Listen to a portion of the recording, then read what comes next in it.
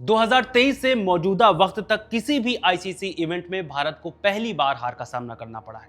22 फरवरी 2026 के दिन south Africa के खिलाफ टी20आई वर्ल्ड कप के सुपर 8 मुकाबले में कहा जाने लगा कि अब भारत का सेमीफाइनल में पहुंचना मुश्किल है, यानी हंगामा मचना तय था। ट्रेंड करने लगे पाकिस्तान के पूर्व गेंदबाज मोहम्मद आमिर, जिन्होंने अभिषेक शर्मा को स्लॉगर माने अंधी भांजने वाला बैटर तो कहा ही था, साथ ही भविष्यवाणी की थी कि ग्रुप ए में साउथ अफ्रीका और वेस्ट इंडीज टॉप 2 टीमें रहेंगी, माने भारत बाहर हो जाएगा।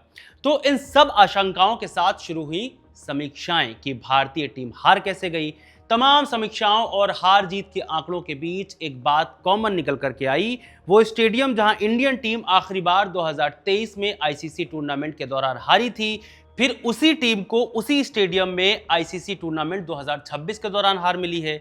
स्टेडियम का नाम नरेंद्र मोदी स्टेडियम। सवाल उठ रहे हैं कि ऐसा क्या है इस स्टेडियम में कि धूम धड़ाका करने वाले बल्लेबाज यहां आते ही शांत हो जाते हैं। स्टेडियम की बनावट, ग्राउंड डायमेंशन से लेकर पैसों के खर्च और पीआर तक सब पर सवाल उठ रहे हैं। फैंस सोशल मीडिया पर पोस्ट करने लगे वो स्क्रीनशॉट जिसमें एक और साउथ अफ्रीका के 187 पर 7 विकेट गिरने तक स्टेडियम को नरेंद्र मोदी स्टेडियम कहा जा रहा था, मगर भारत 51 पर 5 विकेट होते ही अहमदाबाद कहा जाने लगा। लेकिन क्यों? इस वीडियो में हम यही बात करेंगे कि अहमदाबाद का मोटेरा स्टेडियम कैसे नरेंद्र मोदी स्टेडियम हुआ, नाम बदलने के बाद इसमें कितना खर्च हुआ, कितना बदलाव हुआ और इस बदलाव का कितना फायदा टीम इंडिया को हुआ।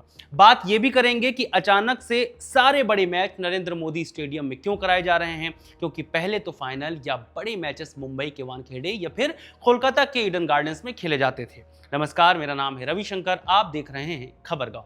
24 फरवरी 2021 इसी दिन गुजरात में नर्मदा किनारे खड़ी विश्व की सबसे ऊंची एक प्रतिमा अहमदाबाद की ओर निहार रही थी। ये सरदार वल्लभ भाई पटेल की प्रतिमा है।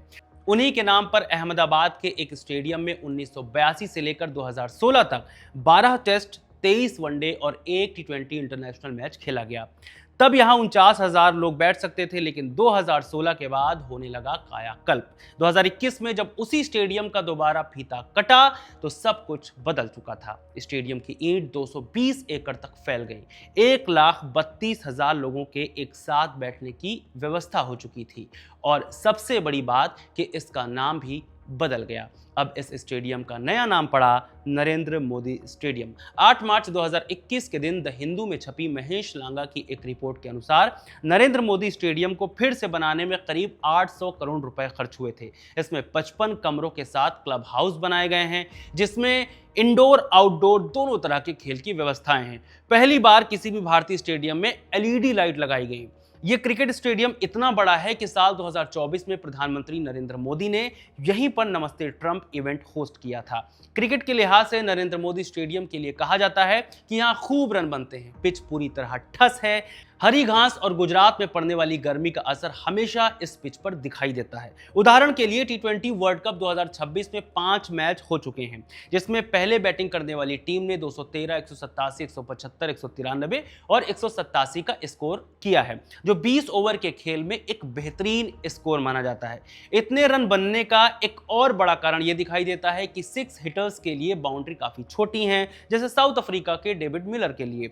जैसे इस स्टेडियम में दोनों विकेटों से स्टेट बाउंड्री सिर्फ 75 मीटर है, जबकि स्क्वायर बाउंड्री की लंबाई 60 मीटर है। इसी हिसाब से मिड ऑफ या फिर मिड ऑन की बाउंड्री की लंबाई भी एडजस्ट होती है। जैसे साउथ अफ्रीका और भारत के बीच सुपर 8 के मुकाबले में ही स्क्वायर बाउंड्री 60 मीटर थी और मिड ऑन 78। इस मैच में 63 रन बनाकर मैन ऑफ द मैच रहे डेविड मिलर के शॉट सिलेक्शन पर नजर डालेंगे तो उन्होंने अपने शॉट्स में कोई जोर नहीं लगाया, पेशेंस के साथ टाइमिंग पर ध्यान दिया और आराम से शॉट्स खेले, छोटी बाउंड्रीज का फायदा उठाया। जबकि दूसरी तरफ भारत की ओर से ईशान किशन हो या फिर अभिषेक शर्मा तेजी से मारने के चक्कर में कैच थमा बैठे। जिस तरह भारतीय खिलाड़ी 22 फरवरी 2026 के दिन नरेंद्र मोदी स्टेडियम का मिजाज नहीं समझ पाए, ठीक इसी तरह हाल हुआ था 2023 विश्व कप में। पूरे टूर्नामेंट में भारत एक भी मैच नहीं हारा था। रोहित शर्मा के इंटेंट और विराट बुमराह की फॉर्म को देखकर हर कोई कह रहा था भारत ही वर्ल्ड कप जीतेगा। फाइनल से पहले भारत ने 10 में से 10 मैच जीते थे, लेकिन भारत तब भी नरेंद्र मोदी स्टेडियम में ही आकर फंस गया। भारत और ऑस्ट्रेलिया के बीच खेला गया फाइनल देखने के लिए प्रधानमंत्री नरेंद्र मोदी से लेकर जय शाह तक कौन नहीं आया था मैच देखने, लेकिन आखिरकार ऑस्ट्रेलिया ने भारत को हरा दिया। भारत सिर्फ 240 रन बनाने में कामयाब हुआ था, जिसे ट्रेविस हेड की बदौलत ऑस्ट्रेलिया ने आसानी से चेस कर लिया था। अब सवाल ये कि आखिर क्यों अब सारे बड़े मैच मुंबई के वानखेड़े या कोलकाता के ईडन गार्डन से नरेंद्र मोदी स्टेडियम में शिफ्ट होने लगे हैं। तो इसे लेकर कोई आधिकारिक वजह तो हमारे सामने नहीं है, लेकिन विपक्ष ने सरकार पर फेवरेटिज्म का आरोप जरूर लगाया है। जब T20 विश्व कप 2026 का शेड्यूल आया तो शिवसेना उद्धव गुट के नेता आदित्य ठाकरे ने तंज कसते हुए कहा था, तो T20 विश्व कप का फिक्सर आउट हो गया है, अनुमान लगाओ कि फाइनल कहां शेड्यूल है? अहमदाबाद। हर एक फाइनल को वहां खींचने का ये कारण क्या है? क्या ये एक पारंपरिक क्रिकेट वेन्यू रहा है? मुंबई क्यों नहीं? वानखेड़े T20 विश्व कप फाइनल के लिए सबसे अच्छा वेन्यू होगा। 2011 याद है, अहमदाबाद वाला पहले ही एक विश्व कप फाइनल की मेजबानी कर चुका है। उम्मीद कर रहा हूं कि आईसीसी राजनीति और पक्षपात में लिप्त ना हो, ये आदित्य ठाकरे ने कहा था। इससे पहले भी जब साल 2025 का आईपीएल शेड्यूल रिलीज हुआ था तो फाइनल के लिए कोलकाता का ईडन गार्डन्स तय किया गया था, लेकिन बाद में बीसीसीआई ने इसे अहमदाबाद के नरेंद्र मोदी स्टेडियम में शिफ्ट कर दिया, ये कहकर कि ईडन गार्डन्स में मौसम ठीक नहीं रहेगा। बीसीसीआई के इस फैसले के तुरंत बाद कोलकाता में विरोध प्रदर्शन शुरू हो गए थे। तब पश्चिम बंगाल सरकार के खेल एवं युवा कल्याण मंत्री अरूप विश्वास ने इसके पीछे राजनीति बताई थी और मुख्यमंत्री ममता बनर्जी के खिलाफ रणनीति। मंत्री विश्वास ने यह भी कहा था, आईपीएल का नियम है कि पिछले साल के चैंपियन की घरेलू मैदान पर फाइनल खेला जाएगा, मगर बंगाल के क्रिकेट प्रेमियों के साथ धोखा हो रहा है। हालांकि इन सारे आरोपों से परे यह कहना गलत नहीं होगा कि नरेंद्र मोदी स्टेडियम इसलिए भी चॉइस हो सकती है क्योंकि वो सबसे बड़ा है। बाकियों के मुकाबले ज्यादा क्रिकेट फैंस मैच देखने आ सकते हैं, टिकट की बिक्री ज्यादा होगी जिससे बीसीसीआई का फायदा होगा। एक स्ट्रेटेजी ये भी हो सकती है कि भारत में अभी 2 आइकॉनिक ग्राउंड्स हैं, ईडन गार्डन्स और वानखेड़े। वानखेड़े के ही ग्राउंड में महेंद्र सिंह धोनी ने 2011 में वो यादगार छक्का जड़कर भारत को वर्ल्ड कप जिताया था। ईडन गार्डन्स में ऑस्ट्रेलिया के खिलाफ वीवीएस लक्ष्मण का दोहरा शतक हो या फिर 2016 के T20 वर्ल्ड कप फाइनल जब वेस्टइंडीज के कार्लोस ब्रेथवेट ने 20वें ओवर में लगातार 4 छक्के जड़कर इंग्लैंड को हरा दिया था। तो रणनीति यह हो सकती है कि वर्ल्ड कप के फाइनल में भारत पहुंचकर अगर नरेंद्र मोदी स्टेडियम में ट्रॉफी उठाती है, आइकॉनिक ग्राउंड क्रिकेटिंग मेमोरीज में एक और स्टेडियम जुड़ जाएगा, जिस पर भी वो स्टेडियम जो दुनिया का सबसे बड़ा स्टेडियम होगा।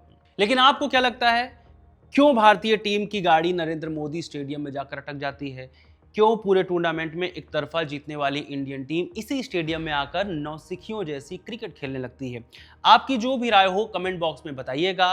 इतना समय खर्च करके वीडियो यहाँ तक देख लिया है तो चैनल सब्सक्राइब भी कर ही लीजिएगा, हमें भी अच्छा लगेगा। शुक्रिया।